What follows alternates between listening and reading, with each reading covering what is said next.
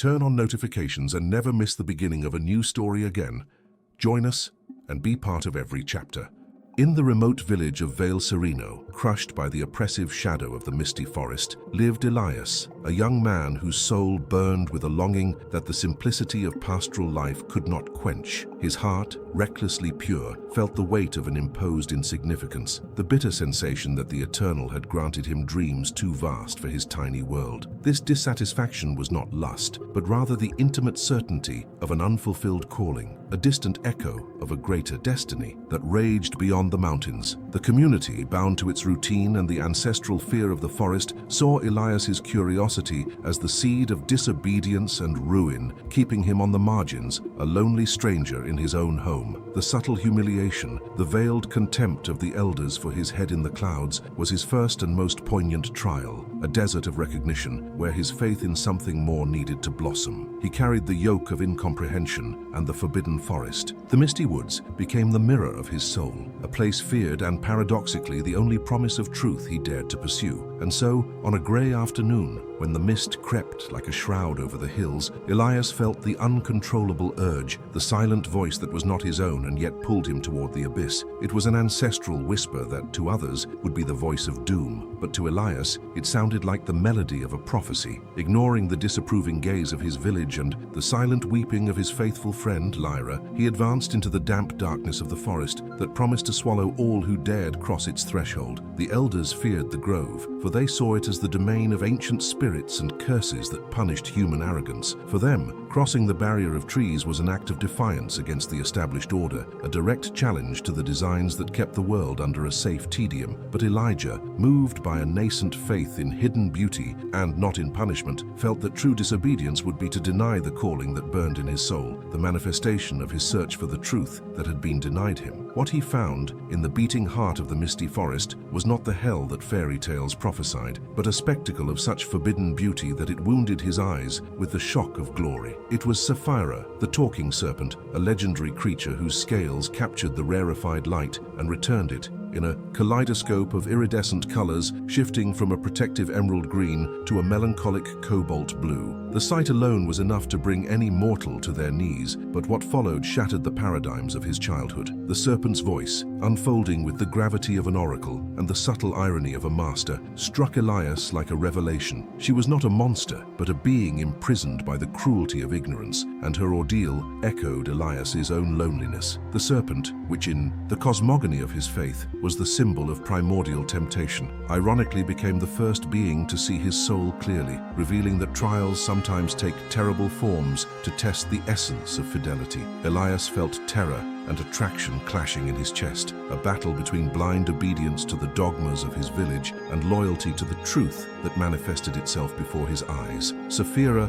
wounded and vulnerable, an irony for such a legendary being, revealed that he was the key to breaking the cycle of persecution that held her captive, a crucial link to an event that would redefine the harmony between the realm of men and the hidden realm. This was his first and monumental temptation of faith, to trust the creature who, for millennia, had been portrayed as the embodiment of deceit and evil, or to retreat to the safety of ignorance and obedience to men. The Eternal, it seemed, had a peculiar method of testing his servants, and his superior will was now manifesting itself through a being who symbolized sin itself, forcing Elias to look beyond form and discern the essence of suffering and hidden design. The shock of the revelation of divine purpose, which now involved the talking serpent and the fate of Vale Sereno, was quickly followed by the appearance of a more tangible and, in a way, more terrifying obstacle, Master Orion, the guardian of the forest, whose age seemed to have been sculpted by time itself. Orion was not a man, but an entity of ancient seriousness, a silver-bearded prophet whose eyes burned with the fire of warnings. He emerged from the mist as the personification of the ancient and unbreakable law, a herald of orthodoxy who saw in the unholy union between the youth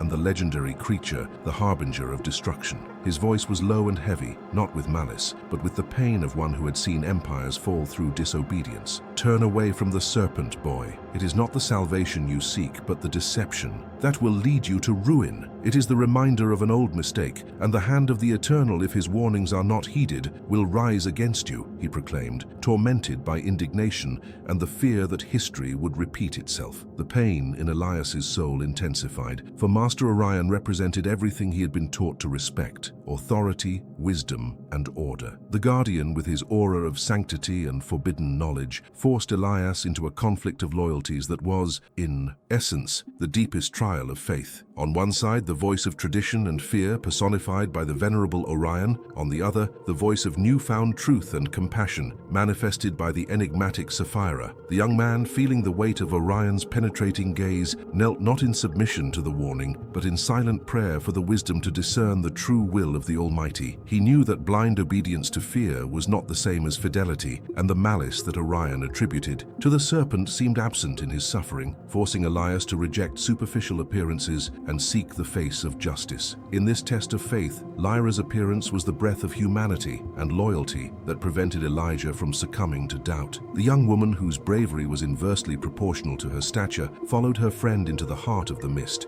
not out of curiosity, but out of unwavering devotion to his soul. She did not fear Orion's judgment or Sapphira's dark reputation. Her only fear was that Elijah would be lost in the darkness. "If your soul tells you that this creature is suffering, then our destiny is not to flee, but to help," she declared, with a firmness that surprised everyone, including the austere Orion. The alliance, therefore, was sealed not under sacred oaths, but under the simple and pure law of loyal friendship, a virtue that higher destiny always favors. Lyra's presence not only shared Elijah's burden, but also provided the necessary confirmation that compassion, even in the face of taboo, was the path laid out for his and Sapphira's redemption. From that solemn moment, Elias's destiny ceased to be that of a dreamy boy and transformed into that of a reluctant guardian, the protagonist of a saga that would challenge the history of his village. Sapphira's ordeal was physical. She had been wounded by ignorant hunters who feared her power and wisdom. But Elias's ordeal was spiritual, a journey to unravel the secret of the serpent, and by extension his own. Sapphira, with a tone of epic melancholy, revealed fragments of a forgotten past, a time when creatures and humans lived under an alliance of mutual respect, an order that Master Orion tried to maintain, but which the ignorance of men had corrupted. Triumph, Sapphira whispered, did not reside in defeating an enemy, but in restoring the lost link, and for that, Elias needed to find the Fountain of Truth, a mythical place that promised balm for the serpent's wounds and enlightenment for the young man's soul. The journey that followed was not a joyful adventure, but a forced exodus from their comfort zone, a slow and perilous march through the heart of the misty forest, where each step was a test of faith in Sapphira's loyalty. The serpent, unable to move quickly, was carried in an improvised litter by Elijah and Lyra, a symbol of their obedience to the call of compassion. The nights were cold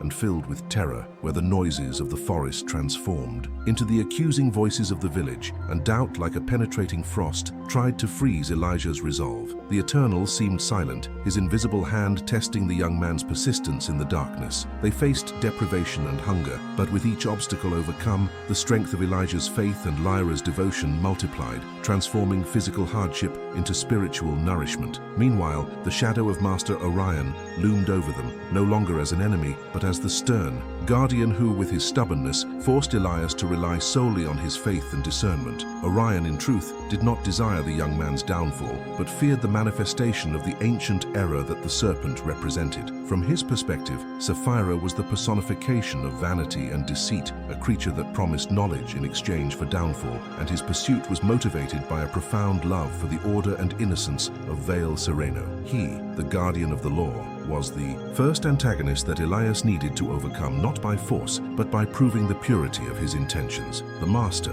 with his omnipresent presence, acted as the unwitting instrument of providence, ensuring that Elias's journey was purified of all worldly motivation and guided only by the desire for justice. Weeks passed in a slow and agonizing journey where the limits of physical and spiritual endurance were stretched to the utmost. Lyra, with her unwavering practicality, was the mainstay of the pair, the anchor that kept Elias grounded in reality when Sapphira's enigmas threatened to shipwreck him in fantasy. The serpent, in moments of clarity, revealed not only secrets of the forest, but also the deepest motivations of men, the malice disguised as Orion, and the seed of greatness hidden in Elias's heart. She spoke of a past in which humanity, seduced by false promises of power, broke the covenant, with the forces of nature, and how her own wound was a reflection of the world's wound, a schism that only the restoration of pure trust could heal. This revelation of divine purpose, which united his destiny with that of all creation, inflamed Elias's determination, transforming the ordeal into a priesthood. The climax of the first phase of the journey arrived at the foot of a forbidden mountain, where the fountain of truth, a lake of crystalline waters guarded by ancient runes, radiated a light that transfigured the mist. The place was the abode of the final great test. The serpent needed to plunge into these waters, but the path was guarded by a magical barrier that could only be broken by an act of total and unrestricted fidelity. What followed was not a duel of swords, but a silent battle of wills. Orion, who had followed them closely, appeared as an imposing figure demanding that Elias abandon the serpent. The Guardian, moved by sincere indignation and ingrained skepticism, warned that Sapphira's touch would contaminate the sacred waters and bring an unprecedented curse upon the village, revealing his deep fear that the serpent was in fact an agent of perdition. Elias felt the weight of history and prophecy on his young shoulders, the pain of the choice that pitted the ancestral wisdom of Master Orion against his new and powerful conviction.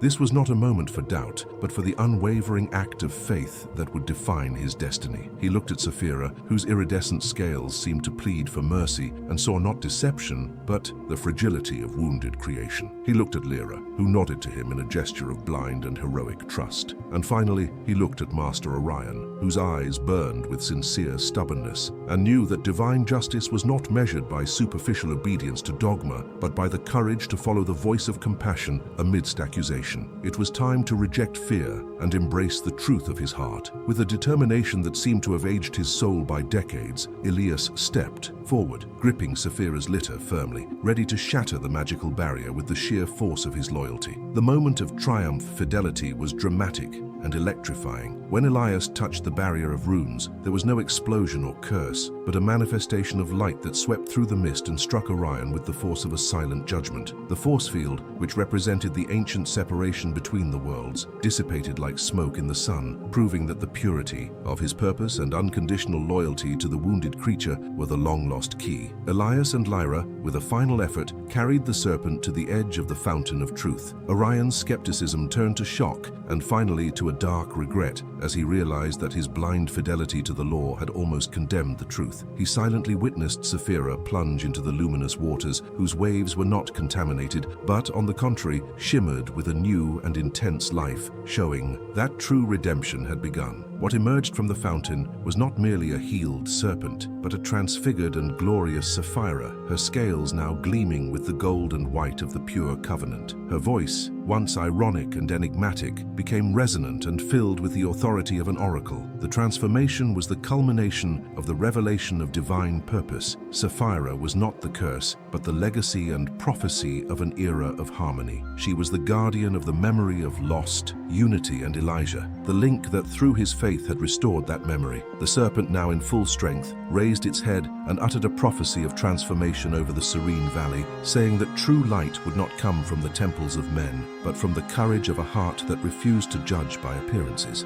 Elijah's act had proven that compassion was the highest form of obedience. The contrast between the before and after of the ordeal was startling. Elias, who had set out as a lonely and humiliated boy, shackled by the incomprehension of his village, was now clothed in an authority that surpassed that of Master Orion. His journey had not given him worldly power, but the undeniable wisdom of one who walked in darkness and found the light through fidelity to an unpopular calling. Master Orion, the guardian of law and tradition, was the first to bow, not to Elias, but to the manifestation of divine justice that revealed itself through his humility. His previous indignation transformed into profound repentance, for he recognized that fear had clouded his vision. The triumph was complete. Not only was Sapphira healed, but the guardian's heart had been redeemed from the blindness of orthodoxy, and Elias had inevitably fulfilled the promise that had burned in his soul from the beginning. The return of Elias, Lyra, and Sapphira to Vale Sereno was not that of fugitives, but of heralds of a new era.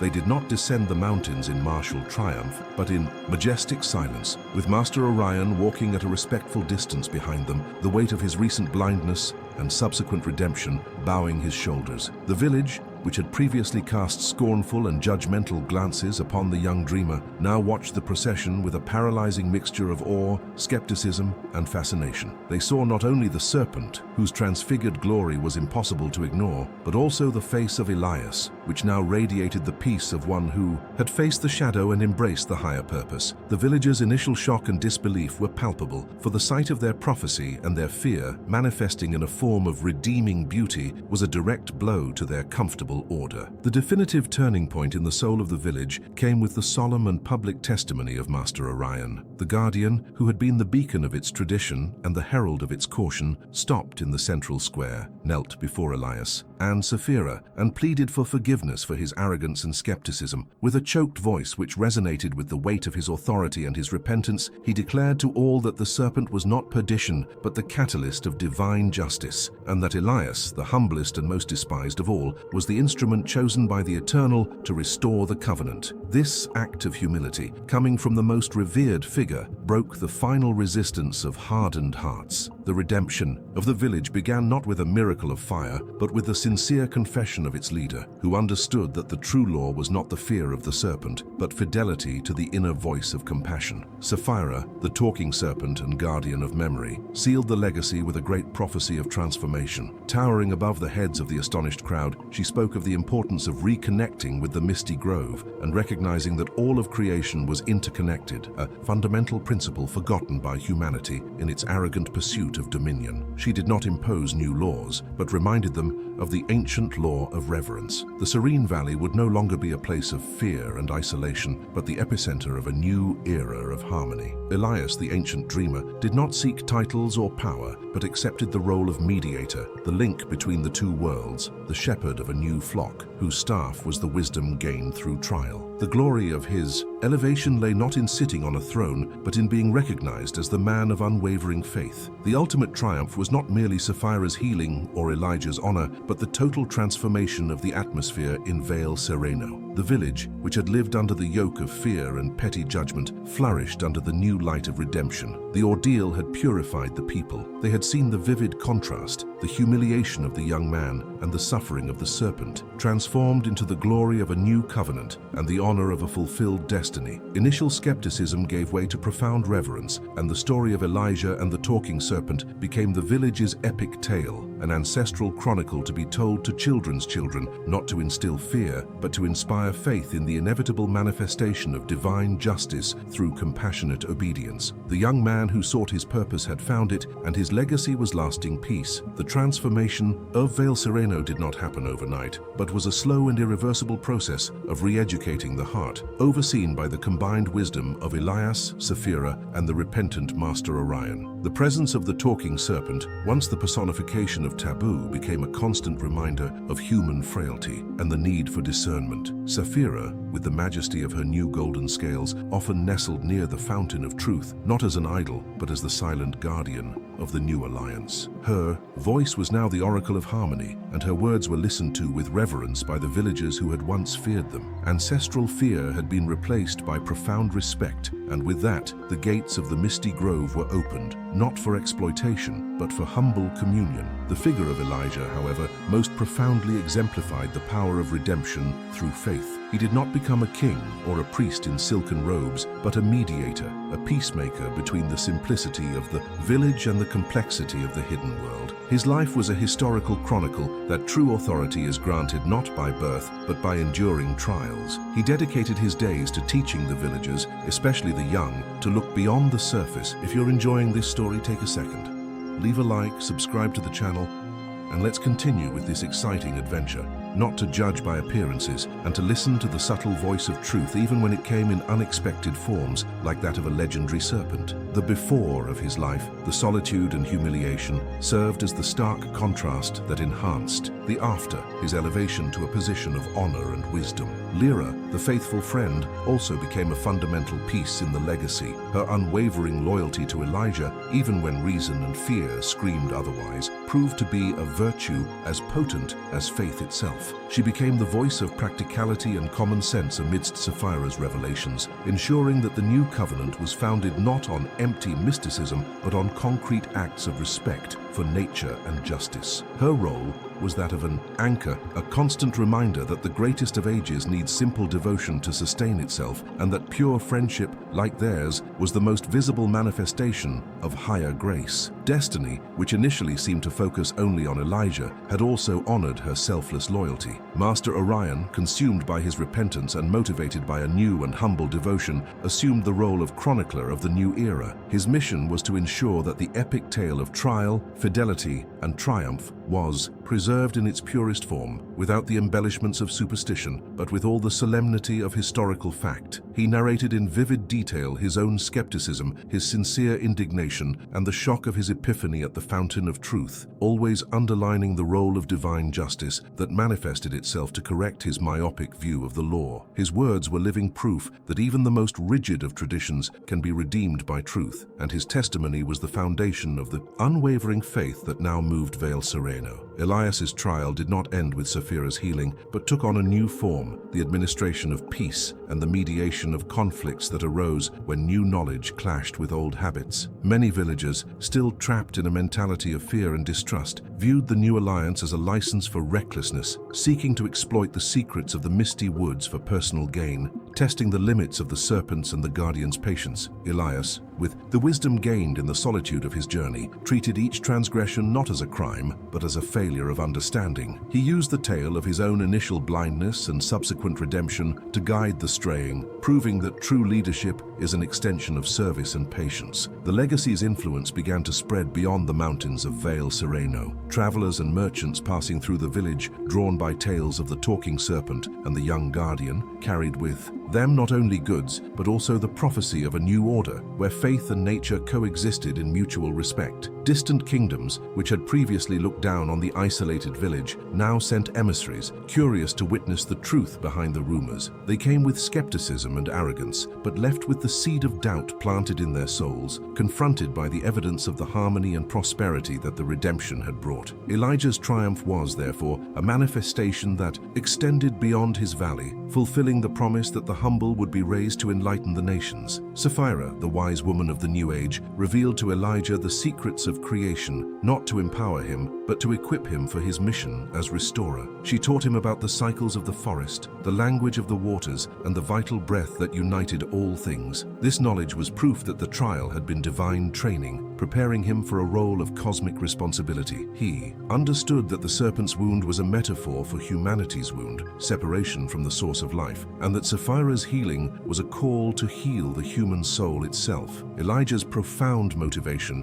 which had previously been a personal quest for purpose, now aligned perfectly with the higher design of universal restoration. The contrast between Elias's current life and his former life as a dreamy and humiliated young man was at the heart of the entire narrative. The boy who felt abandoned and misunderstood was now at the center of a new story, venerated not for strength or wealth, but for his unwavering faithfulness amidst the most difficult of trials. His initial solitude was the necessary preparation for him to bear the weight of truth without becoming corrupted. Every admiring glance from the villagers and every act of humility from Master Orion was a vivid reminder of divine justice in action, which rescued the despised and raised him to glory. Elias's triumph was the inevitable fulfillment of a predetermined destiny, a chronicle that persistence in faith always results in the manifestation of the promise. The alliance with the misty grove was not a treaty signed on parchment, but a living promise, sealed by Elijah's respect and constant vigilance. He did not allow the forest to be defiled by unrestrained exploitation, but guided the villagers to interact with it with reverence, harvesting only what was necessary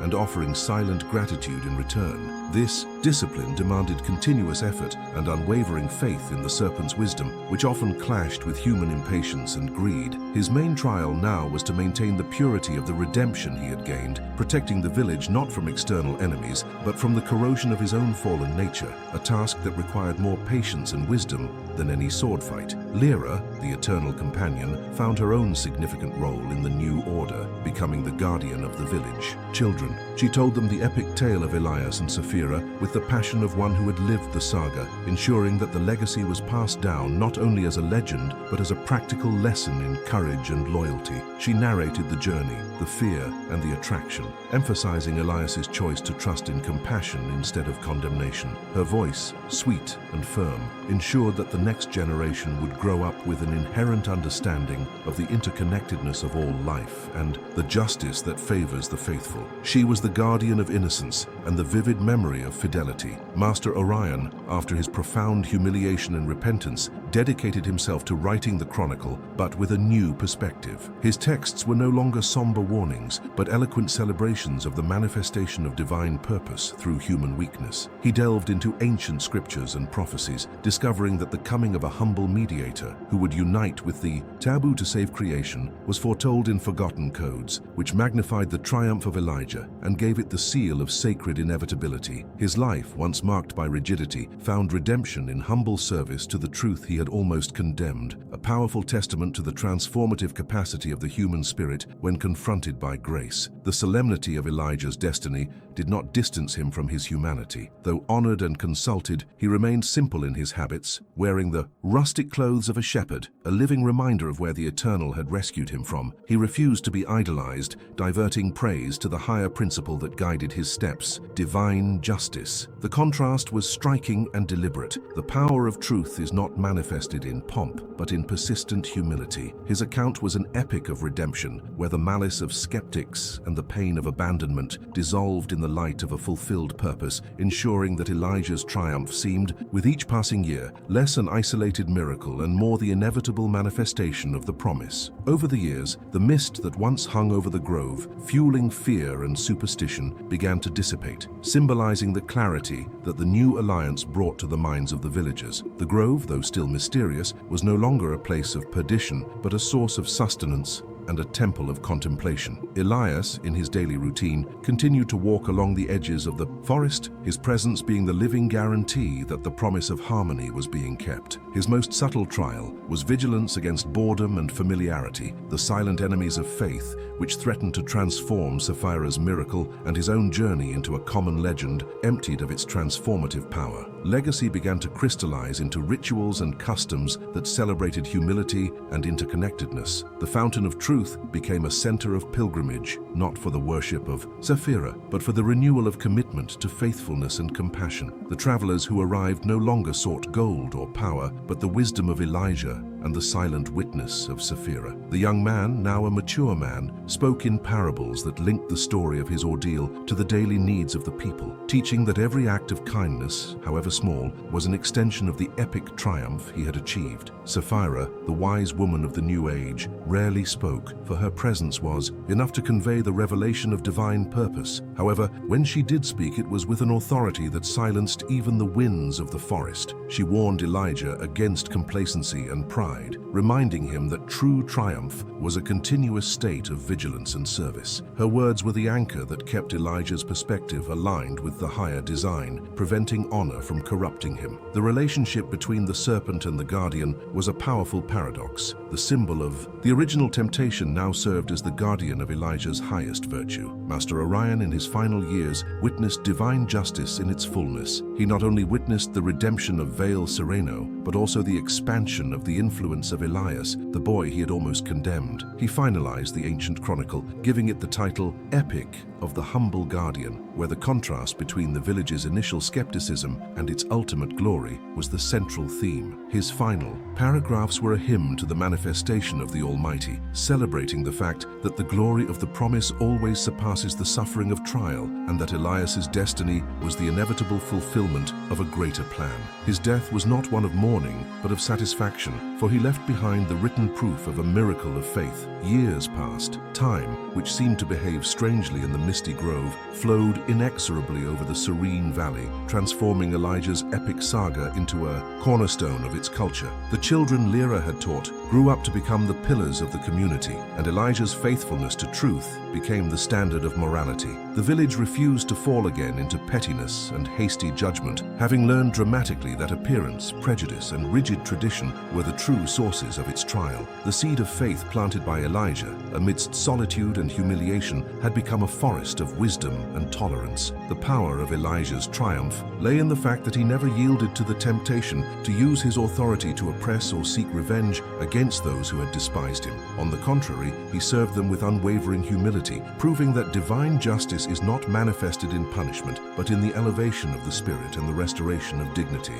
His life was a silent prophecy, a living gospel that true glory is achieved through perseverance in goodness and the refusal to abandon compassion, even when the voice of tradition and fear demands condemnation. Elijah's alliance with Sapphira was the heart of the valley's prosperity. The serpent, with its ancient wisdom, ensured the balance of nature's cycles, and the land, blessed by mutual respect, produced abundant harvests and crystal-clear waters. The contrast between the scarcity and fear of the before and the abundance and peace of the after was the most eloquent testament to divine purpose fulfilled. The serene valley became a living parable for neighboring kingdoms, a vivid reminder that true wealth lies not in accumulation, but in harmony. Elijah's legacy was peace, cemented by his courage to be different. In his final days, Elijah withdrew to the fountain of truth alongside Sapphira for a final moment of contemplation. The faithful liar, who remained by his side until the end, witnessed the stillness of his spirit. He did not fear the end, for his life had been the inevitable fulfillment of a promise that began in pain and ended in glory. He had lived the redemption in body and soul. His departure, a calm and majestic event, solidified his status not as a man, but as an archetype of faith. His destiny, which began with the humiliation of scorn, culminated in the silent glory of a fulfilled purpose, ensuring that his tale would become the ultimate epic of fidelity and divine triumph. After Elijah's departure, the covenant did not waver, for it was engraved not in stone, but in the hearts and daily practices of the people of Vale Sereno. Lyra, with the wisdom acquired throughout a life of faithfulness and service, assumed the mantle of storyteller and guardian of Elijah's memory. She narrated the historical chronicle with an emotional intensity that made listeners relive Elijah's initial solitude, his indignation against Orion, and the shock of Sapphira's revelation. She ensured that the epic was understood as a moral guide, proof that glory lies in perseverance in the face of adversity and scorn. Sapphira, the talking serpent, remained at the fountain of truth, but her golden glory diminished slightly, transforming into a soft, steady glow,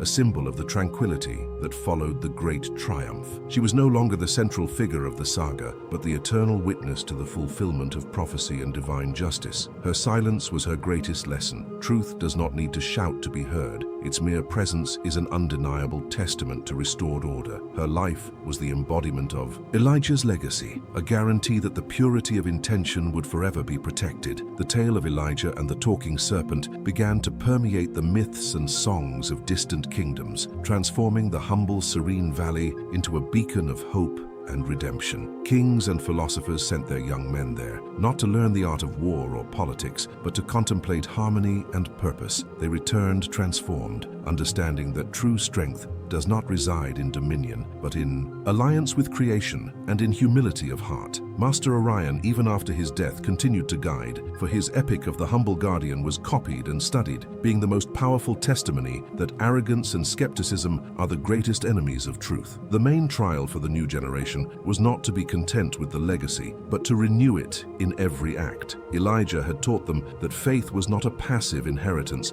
but an active choice in every moment. They remembered the vivid contrast, the barren land of fear before and the fertility of confidence after, and this memory was their shield against forgetfulness and complacency. The manifestation of divine purpose was celebrated annually with festivals of gratitude, where the story of Elijah's trial was reenacted with solemnity and drama, ensuring that the trauma and the glory were never forgotten. Elijah's moral authority, perpetuated throughout his history, was a constant counterpoint to human ambition. Young leaders were reminded that Elijah did not seek power, but rather truth, and that power was given to him as a consequence of his faithfulness. They understood that true honor was a burden of responsibility, not a privilege of ostentation. Elijah's absence was more eloquent than his presence, for his triumph had become a universal principle, a testament that the despised and marginalized can be the chosen instruments to accomplish the greatest of works. The epic of Elijah was rich in emotion.